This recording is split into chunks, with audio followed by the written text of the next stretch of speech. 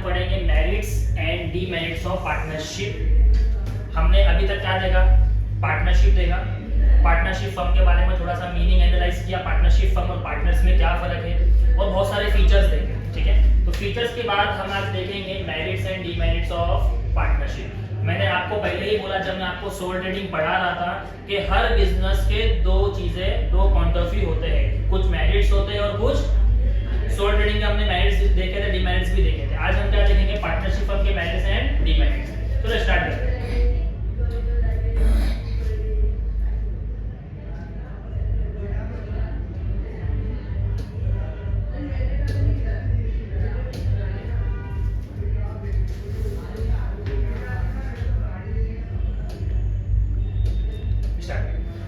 Merits, सबसे पहला merits क्या है पार्टनरशिप फर्म का?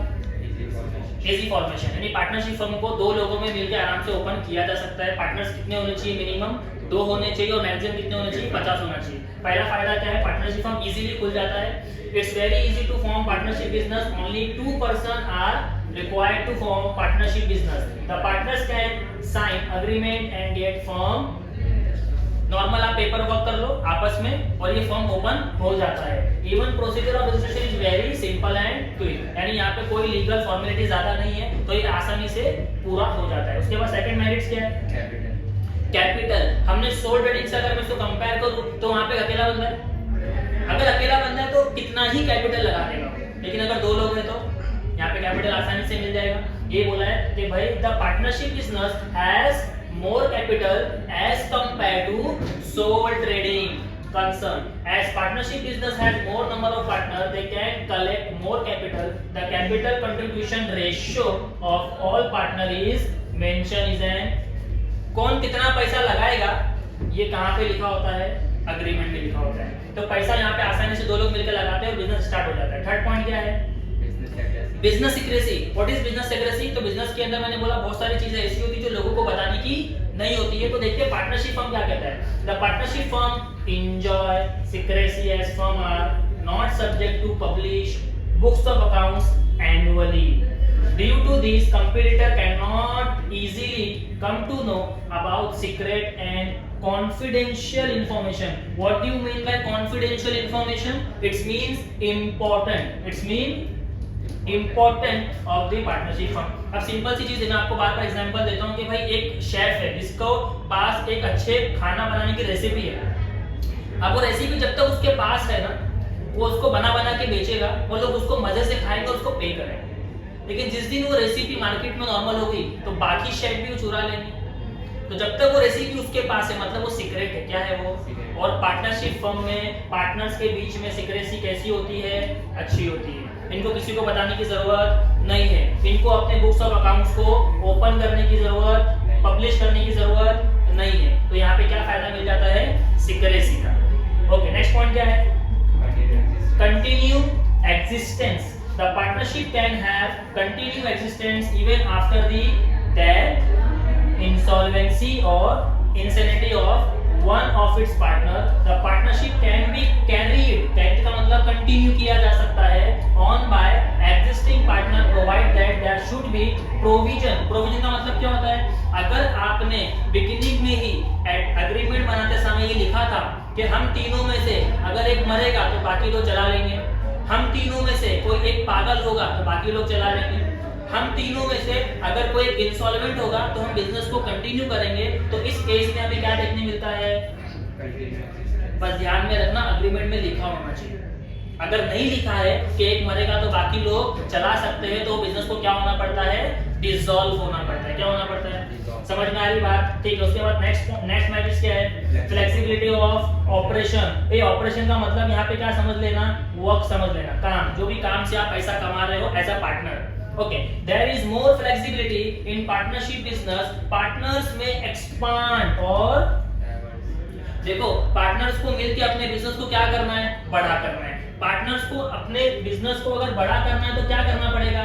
डाइवर्सिफाई। सर डाइवर्सिफाई का मतलब क्या होता है? चेंजेस। क्या होता है? बिजनेस में अगर चेंजेस नहीं आ रहा है, तब्दीली नहीं आ रही तो क्या वो बढ़ेगा? नहीं बढ़ेगा। तो क्या कर सकते हैं भाई? अपने काम को एक्सपांड कर सकते हैं, अपने काम को क्या कर सकते हैं? डाइवर्सिफाई कर सकते हैं, business activity as and when required. Partners can change line of business. अपनी बिजनेस की लाइन को जब चाहे तब चेंज कर सकता है। उसका मैंने एग्जांपल क्या दिया था आपको कि भाई मेरा जूता बेचने का कपड़ा, मेरा जूता बेचने का दुकान है, लेकिन लॉकडाउन आ गया तो मैं मास्क बेच रहा हूँ, क्या बेच रहा हूँ, मैं सैनिटाइजर बेच रहा हूँ, मैं ग्लव्स बेच रहा हूँ, जो उस टाइम पे चल रहा था। तो मैं जब चाहूँ अपने बिजनेस की लाइन को क्या कर सकता हूँ, चेंज कर सकता हूँ। तो इसे क्या कहते हैं, फ्लेक्सिबिलिटी। तो याद रखना, it's a common point in sole trading, it's a common point to partnership firm. उसके बाद क्या दिया हुआ है, decision making. There is quick decision making in partnership as few partners are involved in decision making process. The decisions are taken after detailed discussion among partners. The quality of decision making is better than sole trading concern. क्या बोल रहा है, देखो वहां पे भी ये facility, यहाँ पे भी ये फैसिलिटी। सर क्या फैसिलिटी है कि वहां पे अकेला बंदा डिसीजन लेगा तो ज्यादा टेंशन नहीं है, जो मर्जी होगी कर सकता है। और यहाँ पे भी सिर्फ लिमिटेड लोग हैं। कितने लोग हैं, 2 लोग हैं, या तो मैक्सिमम 50 से ऊपर कोई आएगा क्या बैठने एज अ पार्टनर, सर नहीं आएगा। तो यहाँ पे अगर कम लोग हैं तो डिसीजन लेने में क्या होती है, आसानी होती है। अब ये सोल ट्रेडिंग से अच्छा क्यों है सर, किसका डिसीजन अच्छा क्यों है as compare to sole trading, because वहां पे अकेला बंदा ओनर है, उसका अकेले का दिमाग लगेगा। यहाँ पे कितने लोग हैं, मिनिमम 2 है, मैक्सिमम आप सोचो 50 का दिमाग ऐसा पार्टनर चलेगा, हर कोई बिजनेस के प्रॉफिट के बारे में सोचेगा, तो डिसीजन अच्छा होगा या नहीं होगा। तो दिमाग में रखना कि ये सेम चीज सोल ट्रेडिंग में भी है, बट यहाँ पे ज्यादा बेनिफिशियल है। ठीक है, उसके बाद क्या आता है, एफर्ट्स एंड रिवॉर्ड।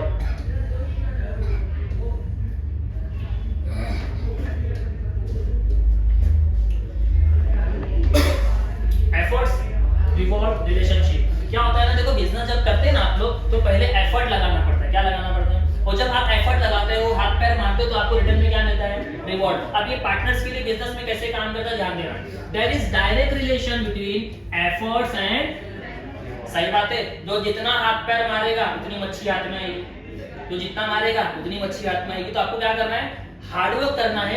इसका क्या नतीजा है कि जितना हार्डवर्क किया जाएगा उतना आपको रिटर्न में क्या मिलेगा, रिवॉर्ड मिलेगा। इसी को हम क्या कहते हैं, डायरेक्ट रिलेशन। अभी आप पढ़ाई कर रहे हो, आपके एग्जाम नजदीक आ रहे हैं, तो हर बच्चे के पास एक अपॉर्चुनिटी होती है कि हार्डवर्क करने की। जो जितना हार्डवर्क करेगा, जितने अच्छे से प्रैक्टिस करेगा, तो उसको रिवॉर्ड बाकी बच्चों से बेटर मिलेगा। तो it's a direct relation between effort and, in case of partnership business, each and every partner puts in best efforts and thus reward are shared among them. देखो पार्टनरशिप का सबसे अच्छा मेरिट यही है कि जब पार्टनर, एक पार्टनर की मेहनत करेगा ना, प्रॉफिट सबको मिलता है। तो सोचो अगर सब मेहनत करेंगे तो कितना प्रॉफिट होगा। तो यहाँ पे क्या होता है कि प्रॉफिट पार्टनर्स की मेहनत के बाद आपस में क्या हो जाते हैं, शेयर हो जाते हैं। If partnership agreement provide active partner may get higher share in profit as compared to other partner in the organization. देखो आपकी ऑर्गेनाइजेशन है, आपने 4 लोगों की टीम बना ली कि हम 4 पार्टनर है, चारों का पैसा लगाए, लेकिन एक्टिव पार्टनर 2 है। कितने हैं, बिजनेस को कौन चला रहा है, तो कहीं ना कहीं पैसे लगाना इंपॉर्टेंट नहीं है, पैसे लगाने के बाद वाला काम ज्यादा मैटर करता है। ठीक है, कौन चला रहा है, चारों चला रहे क्या, नहीं सर, 2 एक्टिव पार्टनर है और 2 स्लीपिंग पार्टनर है, तो ये दोनों काम ज्यादा कर रहे हैं। तो आपको अग्रीमेंट में लिखना पड़ेगा कि भाई जो एक्टिव पार्टनर है ना, उनको हम क्या देंगे, हायर शेयर देंगे। समझ में आ गया, वरना ये सोचेंगे भाई ये लोग घर पे सोते पड़े हैं, काम मैं अकेला कर रहा हूँ और प्रॉफिट सब में इक्वल बढ़ रहा है, दैट इज रॉन्ग। तो अग्रीमेंट में मेंशन करना पड़ेगा किसके बारे में, एक्टिव पार्टनर्स के बारे में। ओके, उसके बाद क्या दिया हुआ है, goodwill, very very important point.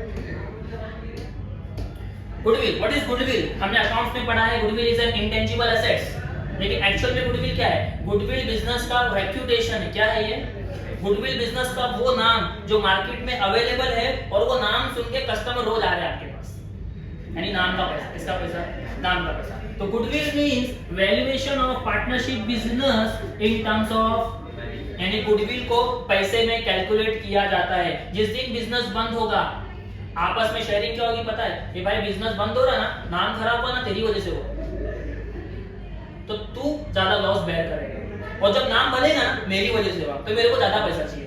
कहीं ना कहीं गुडविल को किस पे कैलकुलेट किया जा रहा है, पैसे पे कैलकुलेट किया जा रहा है। ठीक है, the partnership enjoy good amount of goodwill in the market, जितना जिसका बड़ा नाम उतने बड़े कस्टमर इसके पास आएंगे। This goodwill in the market is due to quality service, better service to the customer, ethical working of partnership business. तीन चीजों पे ध्यान रखना है कि अगर आपको मार्केट में अपनी गुडविल क्रिएट करना है तो आपको कैसा बनना पड़ेगा। You have to provide quality service, you have to give better service to the customer, और एथिकल होना पड़ेगा, अपने रूल्स एंड रेगुलेशन पे खड़ा उतरना पड़ेगा, अपने एथिक्स पे खड़ा उतरना पड़ेगा। तो आपका बिजनेस मार्केट में कैसे होगा, अच्छा गुडविल पे आएगा कि नहीं आएगा, प्रॉफिट में जाएगा कि नहीं जाएगा। Very good.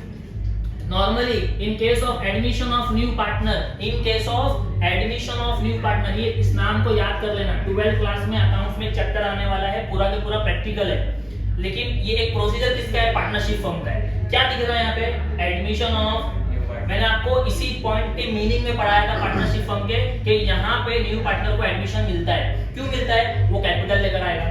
बिजनेस में जब ज्यादा पैसा आएगा तो ज्यादा मशीनें होगी, ज्यादा लोग काम करेंगे, ज्यादा रिसोर्सेस आएंगे, रॉ मटेरियल आएगा और हम बिजनेस को बढ़ा सकते हैं। ठीक है, तो new partner has to bring certain amount of goodwill in the business. Yes, यही चीज मैं आपको 12th क्लास में सिखाने वाला हूं कि जब पार्टनर एडमिशन लेगा तो भाई कैपिटल लाता है। क्या लाता है, सब पार्टनर ने बिजनेस में पैसा लगाए थे, तू न्यू पार्टनर बन के आ रहा है, तुझे भी क्या लगाना पड़ेगा, पैसा लगाना पड़ेगा। लेकिन सिर्फ पैसा लगाने से काम, भाई हमने बिजनेस का मार्केट में एक नाम बनाया है, तू आएगा और उस नाम का बेनिफिट सीधा लेगा नहीं, तुझे उस नाम का क्या देना पड़ेगा, पैसा देना पड़ेगा। उसी को हम क्या कहते हैं कि भाई नया पार्टनर आएगा तो क्या लाएगा, अमाउंट ऑफ गुडविल, क्या लाएगा। तो आपके दिमाग में ये बात चिपक जानी चाहिए। अगर आप किसी तीसरे चौथे बंदे को एज अ पार्टनर अपने बिजनेस में अलाउ कर रहे हो तो आपको उससे सिर्फ कैपिटल नहीं लेना है, साथ में क्या लेना है, गुडविल। आपने जो बिजनेस का नाम मेहनत से बनाया ना, उसका पैसा लगेगा। ठीक है, ओके। उसके बाद क्या लगा हुआ है, स्पेशलाइजेशन का मतलब क्या होता है। भाई चार पार्टनर है, सब में कोई ना कोई बात होगी। देखते इन पार्टनरशिप बिजनेस से some partners may be good at different skill such as finance. कोई पार्टनर हो सकता है जो हिसाब किताब का बड़ा अच्छा हो, तो बिजनेस के हर फायदे नुकसान को ध्यान से देखे, बिजनेस में क्या खर्चा कहाँ हो रहा है कहाँ नहीं हो रहा है उस पर ध्यान रखे। ठीक है, उसके बाद एक किस्म अच्छा है, आजकल पूरा के पूरा जमाना किस पर चल रहा है, एआई आ गया भाई, आर्टिफिशियल इंटेलिजेंस। अगर आप कोई नया बिजनेस चालू कर रहे हो और आप पार्टनर्स हो और आपके पास अगर इसका नॉलेज नहीं है तो बिजनेस को रन नहीं कर सकते। तो पार्टनर्स के अंदर इसका क्या होना चाहिए, स्पेशलाइजेशन होना चाहिए। उसके बाद क्या है, वेरी गुड, अपने प्रोडक्ट को मार्केट में दिखाने का नजरिया। जो जैसा दिखाएगा और जितना दिखाएगा उतना बिकेगा कि नहीं बिकेगा। तो मार्केटिंग स्ट्रेटेजी आपको आनी चाहिए। which bring in specialization in partnership business. This specialization also bring higher efficiency in the देखो पार्टनरशिप फर्म, पार्टनर जब मिलते हैं ना तो पार्टनर्स क्या बोलते हैं मालूम क्या, अरे अपने पास इतना पैसा होता ना अपन मिलके ना ही धंधा करते। क्या यहाँ पे ऐसा लिखा है कहीं भी स्पेशलाइजेशन में पैसे का होना जरूरी है? दुनिया में ऐसे बहुत सारे लोग हैं जिन्होंने पैसे कमाए हैं, पैसा रखा हुआ है, लेकिन कुछ करना है उनको समझ में नहीं आता इस पैसे का यूज कैसे करें, because they don't have any specialization. एक पैसे का होना मैटर नहीं करता है, पैसे का सही इस्तेमाल मैटर करता है। तो बिजनेस में जब पार्टनर बनाया जाएगा तो कैपिटल के एतबार पे नहीं बनाया जाएगा। क्या देखा जाएगा उसकी, भाई हम चार लोग मिलकर काम करना चाहते हैं तो एक के अंदर क्या होना चाहिए, फाइनेंस का नजरिया होना चाहिए पूरा, वो बैंक से डील कर सके, कस्टमर से डील कर सके, उधार को समझ सके, कैश को समझ सके। उसके बाद क्या है, टेक्नोलॉजी। टेक्नोलॉजी क्या है कि आज की दुनिया में आप घर बैठे बैठे बहुत सारी चीजें डिलीवर कर सकते हो, तो वो टेक्नोलॉजी कस्टमर तक पहुंचना है तो उसका इस्तेमाल करने आपको आना चाहिए एज अ पार्टनर। उसके बाद क्या है, मार्केटिंग के जब तक प्रोडक्ट बन रहा है उसके बाद लोगों में दिखना भी चाहिए। प्रोडक्ट बन के घर में पड़ा हुआ है तो बिकेगा क्या, तो आपको क्या आनी चाहिए, मार्केटिंग। और अगर पार्टनर स्पेशलाइजेशन में है तो पार्टनरशिप फर्म बढ़ेगा या गिरेगा, ऑफ कोर्स बढ़ेगा। तो बोला गया है कि जब पार्टनर्स बनाए जाते हैं ना, इट शुड बी स्पेशल, उनके अंदर स्किल्स होनी चाहिए। कितने पॉइंट्स हो गए, ये 9 पॉइंट है मेरिट्स के इन पार्टनरशिप फर्म। जल्दी से एक बार रिवर्स करके देखेंगे हमने अभी क्या कवर किया, merits of partnership firm. Point number 1 easy formation, point number 2 capital, point number 3 business secrecy, point number 4 continued existence, point number 5 flexibility, point number 6 point number 7 effort reward relationship. याद रखना ये आपके लिए ज्यादा सुटेबल है when you are study for exam. Okay, उसके बाद goodwill and the next one, last one अब वेरी वेरी इंपॉर्टेंट के सर हमको पार्टनरशिप फर्म अभी तक तो बड़ा अच्छा लग रहा है, हम फ्यूचर में क्या करेंगे, पार्टनरशिप फर्म खोलेंगे। लेकिन आपको ध्यान में रखना है किसी भी बिजनेस को ओपन करने से पहले सिर्फ उसके मेरिट्स नहीं पढ़ने का, साथ में उसके क्या पढ़ने का, डी मेरिट्स भी पढ़ने का। डी मेरिट्स में पार्टनरशिप फर्म में सबसे पहले क्या लिखा हुआ है, हमने मीनिंग से लेके मेरिट्स तक की बात पढ़ी है कि अगर कोई पार्टनर मर जाता है तो रिमेनिंग पार्टनर बिजनेस को कंटिन्यू नहीं कर सकते हैं अगर अग्रीमेंट में नहीं लिखा है। अग्रीमेंट में लिखा होना चाहिए। तो सोचो अगर 3 पार्टनर है, तीनों अच्छा खासा काम कर रहे थे और तीनों अच्छे खासे प्रॉफिट में थे, अचानक एक का डेथ हो गया और इन्होंने ना अग्रीमेंट में लिखा नहीं था स्टार्टिंग में कि कोई मरेगा तो बाकी लोग क्या करेंगे, कंटिन्यू करेंगे। अब सोचो यहाँ पे क्या आ गया, अब ये चाह के भी कंटिन्यू नहीं कर सकते। अब तू भाई छोड़ दे उसको, सही हो जाएगा, तेरा पूरा फोकस हिला है, ठीक है। ओके, प्रॉब्लम ऑफ कंटिन्यूटी कब आएगी कि जब अग्रीमेंट में क्या नहीं लिखा होगा कि मरने के बाद भी कंटिन्यू करो, पागल होने के बाद भी कंटिन्यू करो, इंसॉल्वेंट होने के बाद भी कंटिन्यू करो। द पार्टनरशिप बिजनेस में face problem of continuity unless provide for continuation business in the event of insolvency or insanity to any partner in the partnership firm. If partnership agreement does not, ये point ध्यान दे देना, if partnership agreement does not have provision of continuation of partnership business, in case of that insolvency insanity business is liable for dissolution. अगर आपने beginning में partnership agreement में नहीं लिखा था कि किसी के मरने पे बाकी लोग कंटिन्यू कर सकते हैं तो बिजनेस को क्या होना पड़ेगा, डिसॉल्व होना पड़ेगा और ये डीमेरिट्स में आता है, इसमें आता है। ओके, नेक्स्ट पॉइंट क्या है, अभी हमने मैरिज में पढ़ा कि भाई इसको चालू करने के लिए ज्यादा लीगल वर्क नहीं है, और याद रखना जिस चीज में लीगल वर्क कम होता है वहां पे प्रॉब्लम आती है। क्या आती है, क्योंकि कानून आपके लिए क्या करेगा, आपने कोई पेपर वर्क भी नहीं किया है, मुंह से बोला भाई मेरे को तेरे पे भरोसा, चल पार्टनरशिप करते हैं, चल कपड़े की दुकान खोलते, चल कोई बिजनेस करते। अब इसमें लीगल वर्क कुछ नहीं हुआ, आपने नॉर्मल पेपर पे साइन ले ली, वो साइन कभी भी मानी नहीं जाएगी। Okay, absence of legal status में क्या है, in partnership business there is no separate legal status. यानी क्या होता है, जैसे सोल ट्रेडर को और उसके बिजनेस को अलग अलग माना जाता है या सेम माना जाता है, सेम माना जाता है। यानी इन the eye of law soul trader and उसका बिजनेस सेम है। वैसे ही पार्टनरशिप फर्म में भी क्या बोला गया, इसका मतलब existence of partnership in the eye of law both are same, partners and partnership firm are same, इसलिए यहाँ पे क्या नहीं है, no separate legal status. Law does not make any distinction between partners and firm. मैंने वही बोला कि भाई लॉ का नजरिया क्या है, दोनों भी सेम है, उनके बीच में कोई डिफरेंस नहीं है। So there is absence of separate legal status of partnership firm in the event of that insolvency or insanity partnership firm is liable for। Her case में यहाँ पे जब बात बिगड़ेगी और अग्रीमेंट में कुछ लिखा है कुछ नहीं लिखा है, बहुत ज्यादा चांस है आपका पार्टनरशिप फर्म क्या होने वाला है, डिसॉल्व होने वाला है, ठीक है। उसके बाद क्या आया, सबसे खतरनाक और डेंजर चीज जो हमारे घर का रोज का मामला है, छोटे भाई बहन आपस में क्या कर रहे हैं, डिस्प्यूट कर रहे हैं, लड़ाई कर रहे हैं। वैसे ही पार्टनर भी क्या करते हैं, आपस में डिस्प्यूट, और पार्टनरशिप फर्म का रैंक डिसॉल्यूशन का सबसे ज्यादा बिगड़ा हुआ किसकी वजह से है कि सर सब कुछ सही चल रहा था, आपस में क्या हो गई, और दरार कब आती है, सिर्फ और सिर्फ पैसे की वजह से आती है। Dispute are common in partnership business as more than one individual are involved in various activity. Some partners may or may not agree on same points, which leads to dispute among partners. Sometimes dispute may lead to the dissolution of the partnership. Simple सा example देता हूँ, 3 partner है, कितने partner है, ABC। A कहता है काम सिर्फ मैं कर रहा हूँ, काम सिर्फ मैं कर रहा हूँ, काम सिर्फ मैं कर रहा हूँ, ये बोलते जा रहा है, और बाकी दोनों क्या बोल रहे हैं, हम तेरे अगेंस्ट से हम भी काम करते हैं, हम भी काम करते हैं, हम भी काम करते हैं। तो ये लोग के बीच में क्या हो रहा है, ये डिस्प्यूट चल रहा है, ये बोल रहा है अकेला काम मैं कर रहा हूँ, ये बोल रहा नहीं ऐसा नहीं हम भी काम करते हैं। तो ये क्या होगा, ज्यादा दिन चलेगी पार्टनरशिप, नहीं चलेगी भाई, तुम अपने रास्ते और मैं अपने रास्ते। इसी को क्या कहते हैं, डिस्प्यूट कहते हैं। और सबसे बड़ा डीमेरिट कौन सा है, पार्टनरशिप फर्म का डिस्प्यूट। उसके बाद क्या दिया हुआ है, नॉन ट्रांसफरेबिलिटी ऑफ इंटरेस्ट। ये मैंने आपको पढ़ाया था मीनिंग में, फीचर्स में, कि पार्टनर अपने इंटरेस्ट को शेयर नहीं कर सकता। No partner of business can transfer his share in business to outsider without the consent of all partner in the firm. In general, there is non-transferability of interest in partnership business. 3 partner है तो कोई भी partner अपना interest, अपना share, अपना profit, अपना हिस्सा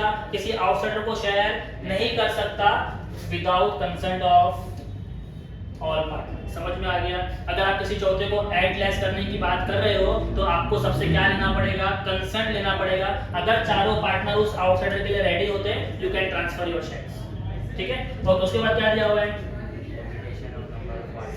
सबसे मतलब इसको एक डिसएडवांटेज माना गया है। अभी मेरे हिसाब से वो डिसएडवांटेज नहीं आता कि भाई पार्टनरशिप का एक लॉ बनाया गया है कि भाई मिनिमम 2 पार्टनर मैक्सिमम, ये लॉ है। अब 50 से ज्यादा पार्टनर होना भी सही है क्या, तो कंपनी बोल लेना इससे अच्छा।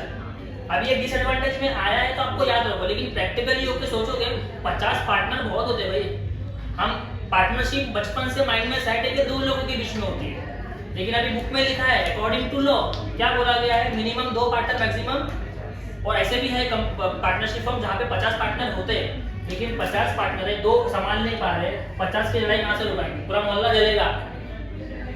तो यहाँ पे क्या बोला गया है कि यहाँ पे लिमिटेशन ऑफ कि भाई 50 ही क्यों, 100 क्यों नहीं, फालतू चीज। The Indian Partnership Act limits maximum number of partner. No partnership firm can go beyond maximum prescribed limit of 50 partner. से सिंपल याद रखने का कि भाई 50 से ज्यादा लोगों को एडमिशन, 50 से ज्यादा लोग अगर मिलके काम करें तो वो पार्टनरशिप फर्म में नहीं आएगा। Okay, the restrict maximum number of partners admitted in business. Such restriction, इसका मतलब क्या होता है, रिस्ट्रिक्शन का मतलब क्या होता है, रुकावट, रोक टोक आप इसको बोल सकते हो। may affect partnership firm while capital contribution and even in case of management of partnership business। ये क्या बोल रहा है, अगर 50 से ज्यादा होगा तो प्रॉब्लम किधर आएगी, कैपिटल कंट्रीब्यूशन में आएगी, कौन कितना लगाएगा, और साथ में किधर आएगी, मैनेजमेंट लेने में किस किस की सुने। समझ में आ गया, कितने पॉइंट हो गए, 5 पॉइंट। उसके बाद क्या दिया हुआ है, next demerits, difficulty in admission of. क्या बोल रहा है कि भाई हम एडमिशन ऑफ पार्टनर में, सॉरी पार्टनरशिप फर्म में एक नए पार्टनर को एडमिशन ले सकते हैं, लेकिन उसमें क्या आती है, डिफिकल्टी। सर डिफिकल्टी क्यों आती है, अभी तो आपने मेरिट्स पढ़ा कि नया पार्टनर आएगा तो कैपिटल लाएगा, गुडविल लाएगा। याद रखना, अगर वो आएगा कैपिटल भी लाएगा, गुडविल भी लाएगा, आएगा तो प्रॉफिट भी तो लेगा। पहले हम 2 कमा रहे थे, 100 रुपया कमा रहे थे, 50-50 बांट रहे थे, अब 100 कमाएंगे तो तीनों में बटेगा। क्या है? किसी को पार्टनर बनाते समय ये सोचना पड़ेगा कि उसको लूं या नहीं लूं, क्योंकि आएगा पैसा लाएगा, बात सही है, लेकिन रिटर्न में हमसे क्या लेगा, प्रॉफिट।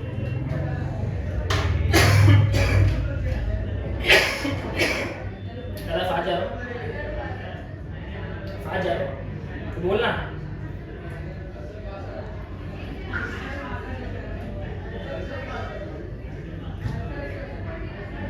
वीडियो शुरू होता रहेगा, मैंने आपको समझ में आना चाहिए, आपको समझेगा तो आगे बात जाएगी। तो डाउट भी पूछने का, कुछ नहीं आना तो मुझे रोक सकता है, ये मत सोच के वीडियो बन रहा है तो हम लोग को सर का वीडियो खराब आओ।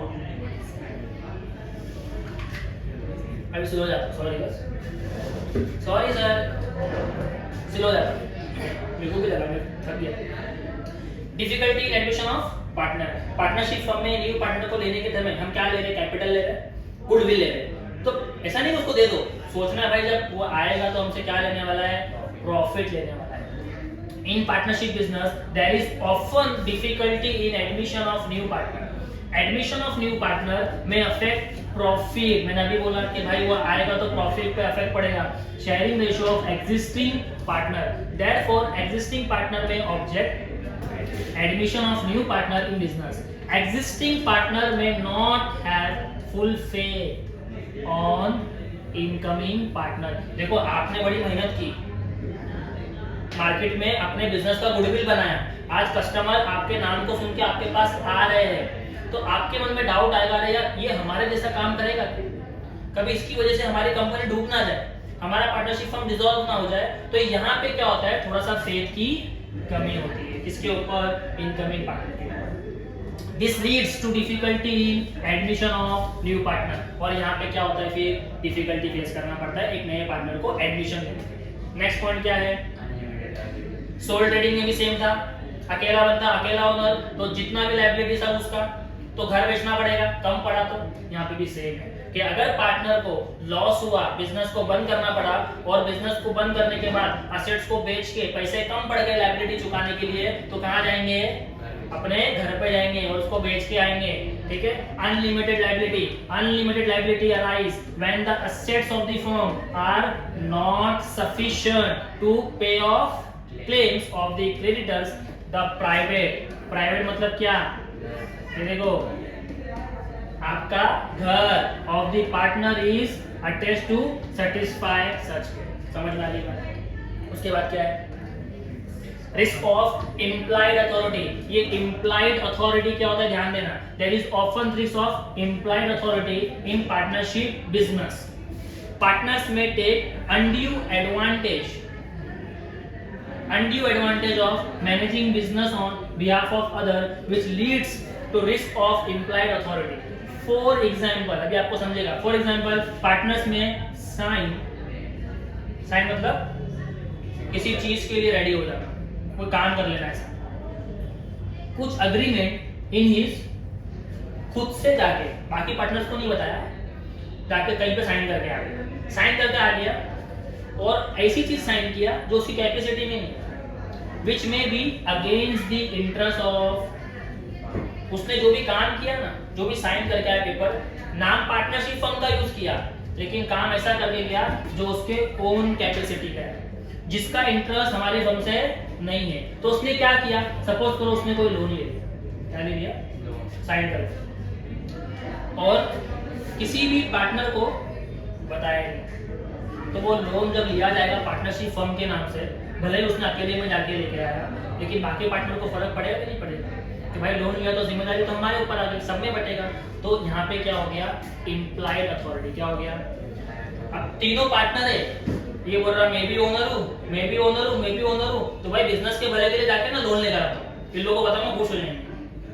जबकि आपकी कैपेसिटी में नहीं हो, आपने अपने पार्टनर्स को पूछा नहीं कि लोन लेना चाहिए या नहीं लेना चाहिए। तो यहाँ पे एक रिस्क है, क्या है कि अगर तीनों खुद को ओनर मानते हैं तो कोई कभी ना कभी किसी ना किसी चीज पे क्या ना कर दे, साइन ना कर दे, क्योंकि पूरे फर्म को, पूरे पार्टनर्स को उसका क्या होगा, डिसएडवांटेज होगा। तो यहाँ पे क्या आ जाता है, रिस्क ऑफ इम्प्लाइड अथॉरिटी। बात समझ में आ गई, कितने पॉइंट्स हो गए, 8 पॉइंट। तो आज के लिए इतना इनफ कर दे।